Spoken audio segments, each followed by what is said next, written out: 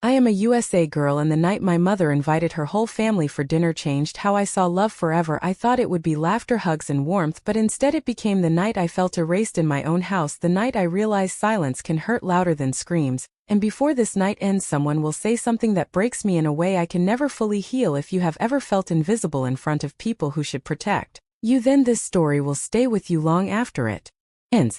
My name is Emily Carter, and I grew up in a quiet town in Ohio where families smiled on weekends and neighbors waved, even when they did not really know each other. Our house was a two-story white home with a small porch and a backyard my mother loved to decorate every season, from fall pumpkins to Christmas lights on the fence. From the outside, our life looked warm and complete. Inside, it was different. My father passed away when I was 13, and after that my mother became someone I slowly stopped recognizing. She was still kind to others, still polite, still smiling in public, but with me she became distant, like she was always somewhere else. Even when standing in front of me, I tried to understand her pain. I tried to be patient. I helped with chores. I stayed quiet when she looked tired. I learned early that love in our house was something you earned by not being a burden. When my mother told me she was hosting a big family dinner, I felt a strange mix of excitement and fear. Her family did not visit often. They lived in different states, and when they did come, they came with opinions, expectations, and comparisons, but I still hoped this night could be different. She said everyone was coming: her sisters, her brothers, cousins, uncles, aunts, even my grandmother. She said it would be special. She said family is everything. I wanted to believe her. I spent the whole day helping her clean the house. I wiped the tables, vacuumed the carpet, washed dishes that were already clean. She barely looked at me, but I told myself she was just stressed. I picked out a simple blue dress, something calm, something invisible, but neat. I wanted to look like I belonged. By evening, cars started filling the driveway. Laughter spilled into the house before people even stepped inside. Hugs, kisses, loud voices filled every room. My mother transformed instantly. She laughed louder, touched shoulders, smiled wide. The woman everyone loved appeared. Except to me. I stood near the kitchen holding a tray of drinks while people passed by without noticing. Some smiled politely, others looked through me like I was part of the wall. My mother introduced everyone to each other, praised her nieces, talked proudly about her cousins' achievements, jobs, marriages, babies. Not once did she say, "This is my daughter Emily." I waited. Dinner was served, a long table filled with food: turkey, mashed potatoes, vegetables, bread. Everything looked perfect. Everyone took their seats. I waited for my place, but every chair filled quickly. My mother did not notice, or maybe she did and chose not to. I stood there holding my plate, unsure, until my aunt said casually, "You can sit there," pointing to a small chair near the corner away from the table. I sat. Conversation flowed around me: trips, stories, jokes, memories. I was not part of. Voices overlapped, laughter erupted. I chewed slowly, feeling smaller with every bite. My mother talked about how proud she was of my cousin for getting into medical school, how amazing my other cousin's job was, how beautiful my niece looked. I kept waiting for her to mention me. She never did. At one point my grandmother asked, "Whose girl is that sitting there?" My mother smiled politely and said, "Oh, that is Emily. That is all. No, my daughter. No, she helps me so much. No, she is studying hard. No pride. Just a name." Something cracked inside my chest. I realized in that moment I was not ignored by accident. I was invisible by choice. As dessert came out, I excused myself and went to the bathroom. I locked the door and stared at my reflection. My eyes looked tired, older than my years. I pressed my hands against the sink and tried not to cry because crying felt like admitting weakness. I told myself, "Stay strong, just get through tonight." But the night was not done with me yet. Because something was about to happen, something that would turn this painful dinner into the most unforgettable night of my life. And it would change the relationship between my mother and me forever. The bathroom felt too quiet compared to the noise outside. I stayed there longer than necessary, listening to laughter echo through the walls, each sound reminding me how separate I was from it all. When I finally stepped out, I fixed my face, practiced a neutral expression, and returned to the living room carrying the weight of pretending I was fine. People were moving freely now, plates empty, glasses refilled, conversations split into smaller groups. My mother stood near the center telling a story, animated hands, bright smile, everyone listening closely. I stood near the hallway, unsure where to go, feeling like a guest in my own home. I tried to join a conversation with my cousins, asking about their travels, their work, their lives. They answered politely but briefly, then turned back to each other as if my presence disrupted their flow. I nodded, smiled, stepped away again. The house felt smaller with so many people, yet lonelier than ever. At one point my aunt asked my mother where the photo albums were. She wanted to show old pictures from childhood. My mother clapped her hands excited and said she kept them in the study. She led everyone there. I followed slowly, staying at the back. They gathered around the coffee table, flipping through pages, laughing at memories. I leaned in hoping maybe I would appear in one of those pictures, maybe someone would say something kind. They stopped at a photo of my cousins at a family reunion years ago. My mother pointed at it proudly saying, "Look how close we have always been, family is everything." I searched the page. I was not there. Another page turned vacations, birthdays, graduations, smiling faces, all connected by love and history, and again I was missing. Then someone finally noticed. My uncle squinted at a photo and asked where was Emily during this year. The room went quiet just for a second. My mother shrugged lightly and said she stayed home, she was busy. Busy doing what no one asked. The conversation moved on. That moment burned deeper than anything else because it confirmed something I had tried to deny for years. I was an afterthought.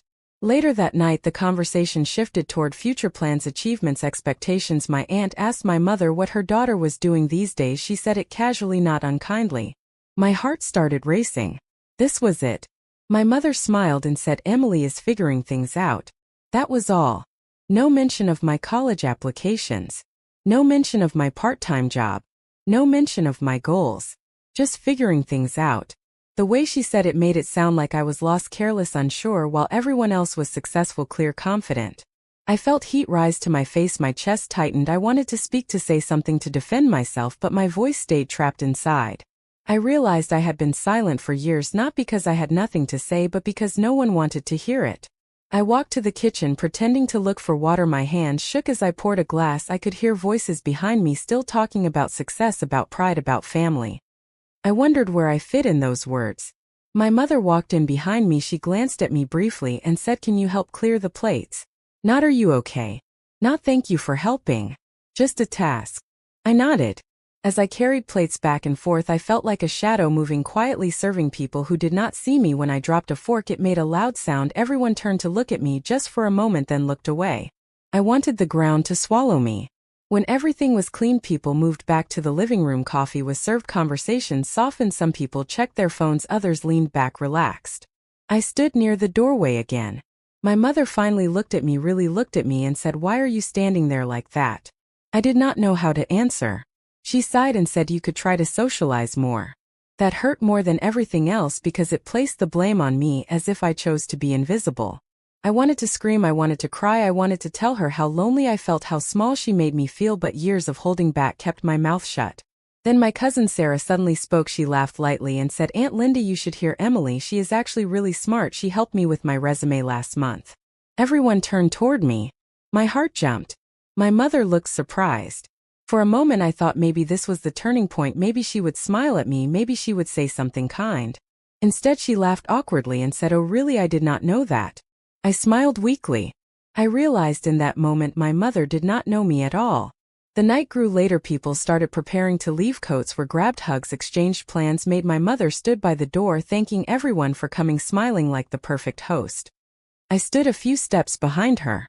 One by one they left, barely acknowledging me. Some said bye politely, others did not at all. When the door finally closed, the house fell silent.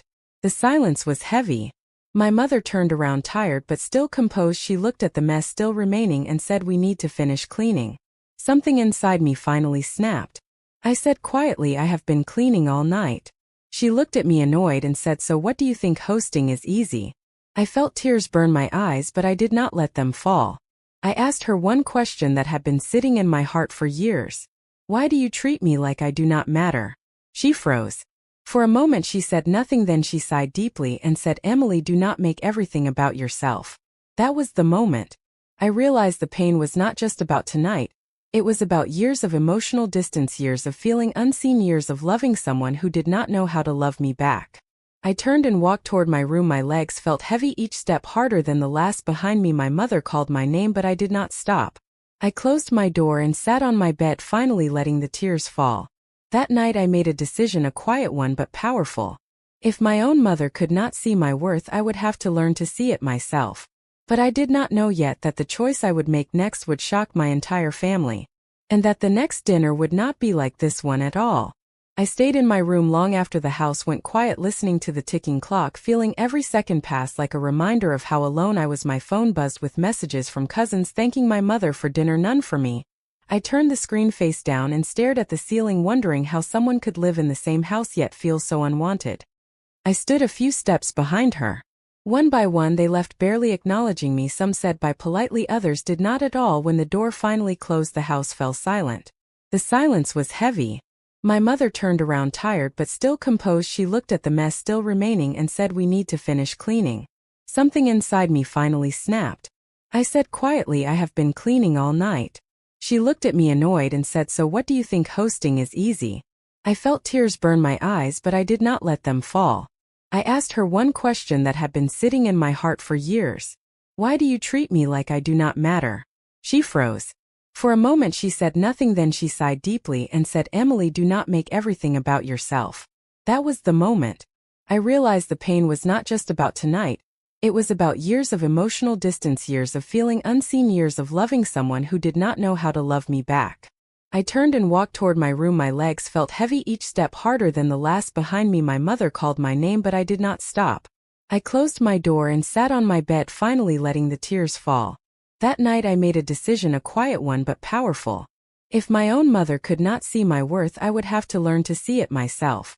But I did not know yet that the choice I would make next would shock my entire family. And that the next dinner would not be like this one at all.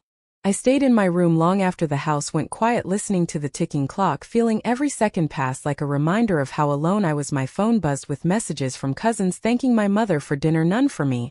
I turned the screen face down and stared at the ceiling, wondering how someone could live in the same house yet feel so unwanted. That night sleep did not come easily. Memories replayed, moments I had ignored before, times my mother praised others, but dismissed me, times she introduced me as just Emily, times she spoke about family, while pushing me to the edge. I finally understood it was not temporary, it was a pattern.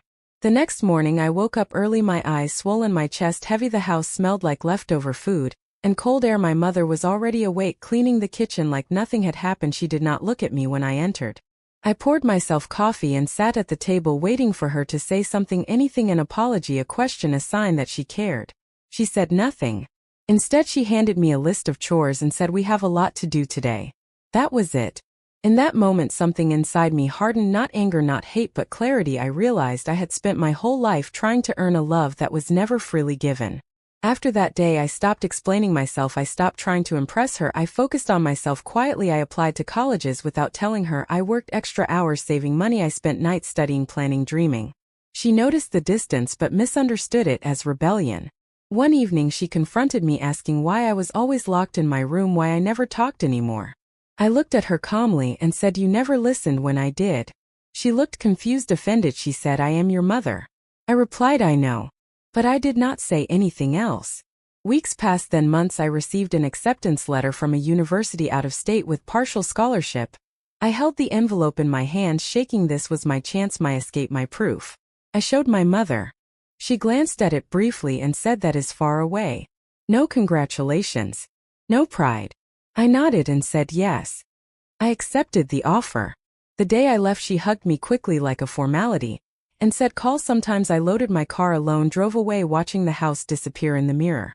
College was hard but freeing. For the first time people listened to me, professors, friends, mentors. I was seen, valued, appreciated. I grew stronger, more confident. I stopped calling home as often, not out of spite but because I was finally living. Years later I built a successful career in marketing, moved to a new city, built my own life, I healed.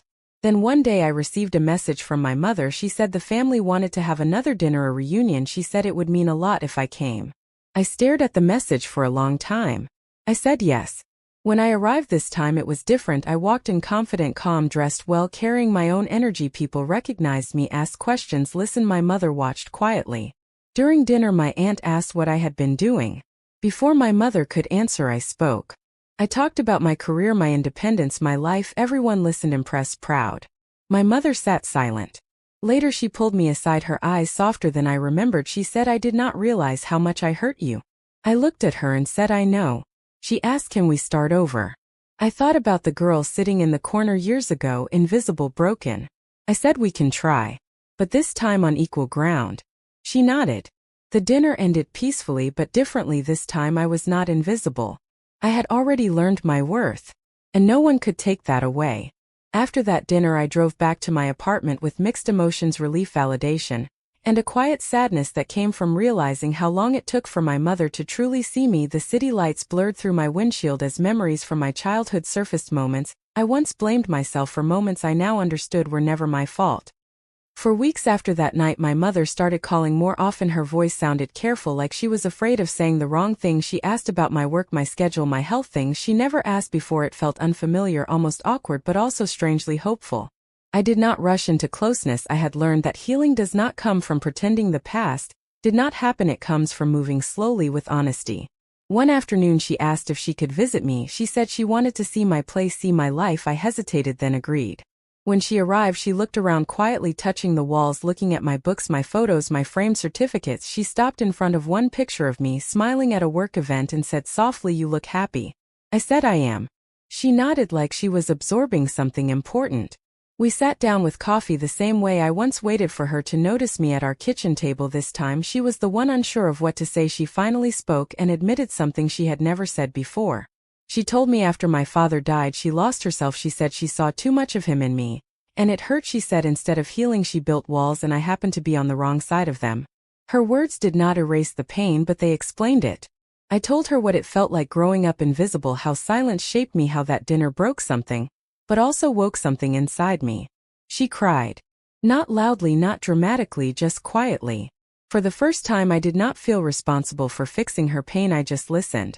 After that visit, our relationship slowly changed. Not perfect, not easy, but honest. Boundaries were drawn, respect was required, and I no longer begged for validation. Then something unexpected happened. Months later, another family gathering was planned, this time hosted by my aunt. She invited everyone, including me. She personally called to say she hoped I would come because everyone missed me. That word "miss" felt strange but good. I arrived and the energy was different. People greeted me warmly, asked about my work, my travels, my life. My cousins looked at me with curiosity and respect. During dinner, my grandmother raised her glass and said something I never expected. She said, "Family does not always get it right the first time, but growth matters," and she looked directly at me. My mother reached for my hand. I let her. In that moment, I realized something powerful. The pain I went through had shaped me, but it no longer defined me. I was no longer the girl sitting in the corner hoping to be chosen. I had chosen myself. Later that night, my younger cousin pulled me aside and said, "Seeing you made me feel brave." She said sometimes she felt ignored too. I hugged her and told her something I wish someone had told me years ago. You matter even when no one shows it. Driving home, I felt lighter than I ever had. The past no longer had power over me. But life had one more test waiting. A few weeks later, my mother was hospitalized. Suddenly, nothing life-threatening but serious enough to shake us both. I rushed back to Ohio, sat by her bed holding her hand. She looked at me with fear in her eyes and said, "I am scared." I squeezed her hand and said, "I am here." In that quiet hospital room, something shifted, not because the past disappeared, but because forgiveness had finally taken root. She apologized again, not with excuses, not with explanations, just simple, sincere words. I forgave her. Not for her, but for me. Because holding on to pain was heavier than letting go. As she recovered, we talked more than ever before, shared memories, laughter, regrets. She told me stories about my father I had never heard before, stories she avoided because they hurt too much. Healing did not make us perfect, but it made us real. I returned to my life stronger than before, carrying lessons, not wounds. I learned that sometimes the people who hurt us the most are also the ones hurting themselves, but understanding does not mean accepting mistreatment. I learned that silence can break you, but it can also push you to build your own voice. And most importantly, I learned that worth does not come from being acknowledged by others, it comes from knowing yourself. The girl who once felt invisible had become a woman who could not be ignored. And the final chapter of this story was still waiting. When my mother was finally discharged from the hospital, I helped her back into the house that once felt like a place I did not belong. The same walls, the same rooms, yet everything felt different because I was different. I was no longer searching for approval in every corner. I was there by choice, not obligation. During the weeks that followed, I stayed longer than I planned, not because I felt trapped, but because for the first time there was honesty between us. Mornings were quiet. We drank coffee together, sometimes in silence, sometimes sharing memories. My mother listened now, really listened. And when she spoke, her words carried care, not control. One evening, she brought out an old box from the attic. Inside were letters, photos, unfinished notes from years ago. She admitted she kept them hidden because they reminded her of what she lost: my father, my old self, the life she never processed. She handed me a letter my father had written to me before he passed. I had never seen it. My hand shook as I read his words. He told me I was strong, kind, intelligent. He told me to never measure my worth by how others treat me. He told me to always choose myself. I cried. Not from pain this time, but from release. In that moment, I understood something deeply. My strength did not come from surviving neglect, it came from refusing to let it define me. When it was time for me to leave, my mother hugged me tightly, not rushed, not distant, and she said, "I am proud of you." I believed her. Back in my city, I returned to my routine work friend's life. But I carried peace with me, not perfection, just peace. Family dinners no longer triggered fear because I no longer expected others to fill the spaces I had already filled within myself. Months later, I hosted my own dinner in my apartment. I invited friends, coworkers, even my cousin, and my mother came too. I cooked, laughed, played music. The table was full, and everyone belonged, including me. At one point, I caught my mother watching me, smiling quietly. This time I did not need to ask why. As the night ended and people left, I stood alone in my kitchen and thought about the girl I once was, sitting in the corner at that long table, feeling invisible, broken, silent. I wished I could go back and whisper to her, "You will survive this. You will grow. You will be seen." Not because they change, but because you do. This story is not about revenge or blame. It is about awakening, about realizing that the most painful nights can become the turning points that lead you home to yourself. If you have ever felt ignored at a table where you should have been cherished, know this: your presence matters, even when others fail to show it. Sometimes family does not teach us how to feel loved, but it teaches us how to love ourselves. And that lesson, once learned, can never be taken away. The girl who once felt invisible now walks confidently into every room, not waiting to be chosen, not afraid to speak, knowing her worth without needing permission. And that is how the most painful family dinner of my life became the beginning of my strongest self.